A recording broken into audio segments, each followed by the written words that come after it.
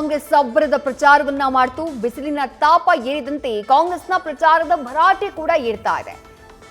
ರಾಧಾಕೃಷ್ಣ ದೊಡ್ಡಮನಿ ಕಲಬುರಗಿ ಕೈ ಅಭ್ಯರ್ಥಿ ಅವರ ಪರವಾಗಿ ಮತಯಾಚನೆಯನ್ನ ಪ್ರಿಯಾಂಕ ಖರ್ಗೆ ಮಾಡಿದ್ರು.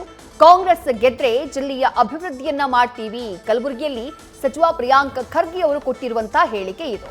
ಇನ್ನು ಈ ಕುರಿತು ಸಚಿವ ಪ್ರಿಯಾಂಕ ಖರ್ಗೆ ಜೊತೆ ನಮ್ಮ ಪ್ರತಿನಿಧಿ ಭಜರಂಗಿ ಮಾತುಕತೆಯನ್ನ ನಡೆಸಿದ್ದಾರೆ. ಬನ್ನಿ ನೋಡೋಣ.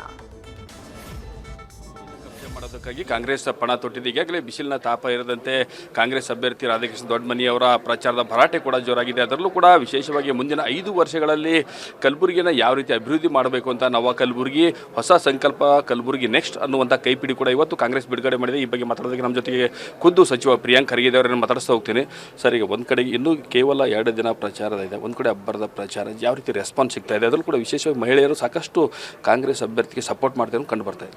ಮಹಿಳೆಯರು ಅಷ್ಟೇ ಅಲ್ಲ, ಎಲ್ಲ ಸಮುದಾಯದ ಜನರು ಎಲ್ಲರೂ ಕೂಡ ಇವತ್ತು ನಮ್ಮ ಸರ್ಕಾರಕ್ಕೆ ಆಶೀರ್ವಾದ ಮಾಡಬೇಕು ಅಂತ ತೀರ್ಮಾನ ಮಾಡಿದ್ದಾರೆ.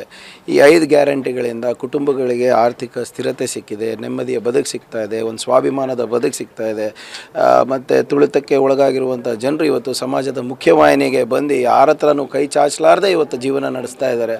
ಸೊ ಇವೆಲ್ಲನೂ ಅವರು ಗಣನೆಗೆ ತೊಗೊಂಡು ಇವತ್ತು ಸಂಪೂರ್ಣವಾದಂಥ ಬೆಂಬಲ ನಮ್ಮ ಸರ್ಕಾರಕ್ಕೆ ನೀಡಬೇಕು, ನಮ್ಮ ಪಕ್ಷಕ್ಕೆ ನೀಡಬೇಕು ಅಂತ ತೀರ್ಮಾನ ಮಾಡಿದ್ದಾರೆ.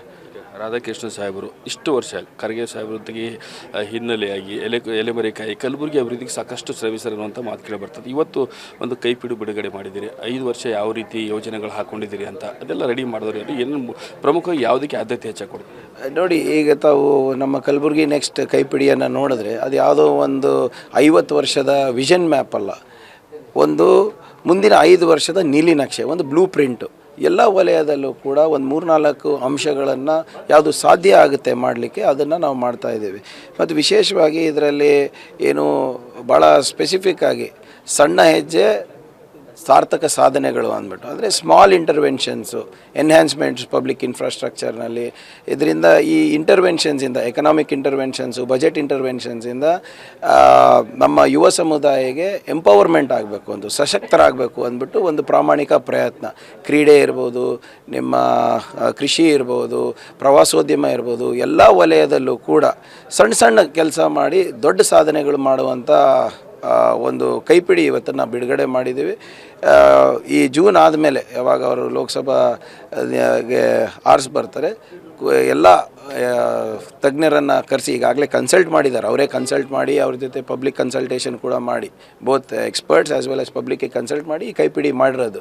ಸೊ ಮುಂಬರುವ ದಿನಗಳಲ್ಲಿ ಅದನ್ನು ಯಾವ ರೀತಿ ನಾವು ಹಂತ ಹಂತವಾಗಿ, ಅಂದರೆ ಮೈಲ್ಗಲ್ ಅಪ್ರೋಚ್ ಅಂತ, ಮೈಲ್ ಸ್ಟೋನ್ ಅಪ್ರೋಚ್ ಅಂತ ನಾವು ಏನು ಹೇಳ್ತೀವಿ, ಟೈಮ್ ಬೌಂಡಲ್ಲಿ ನಾವು ಇದನ್ನು ನಾವು ಮಾಡ್ತೀವಿ.